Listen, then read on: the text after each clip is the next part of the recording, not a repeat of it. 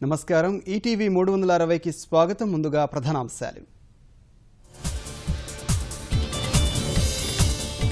Visakha CII భాగస్వామ్య సదస్సులో పోటెత్తిన పెట్టుబడులు 10.5 లక్షల కోట్ల విలువైన అవగాహన ఒప్పందాలు ఖరారు. సదస్సు విజయవంతంతో భారీగా ఉపాధికి అవకాశం. 22 లక్షల మందికి కొలువు దొరుకుతుందని అంచనా.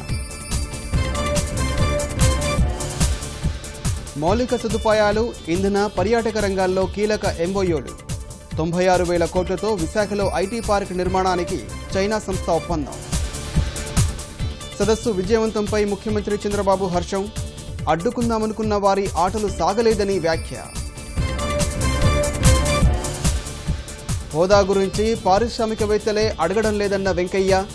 పనిలేకే కొందరు ట్విట్టర్లో విమర్శలు చేస్తున్నారని ఆక్షేపణ. యూపీలో రైతు రుణమాఫీ అస్త్రాన్ని ఎక్కుపెట్టిన భాజపా. కీలక హామీలతో ఎన్నికల ప్రణాళిక విడుదల.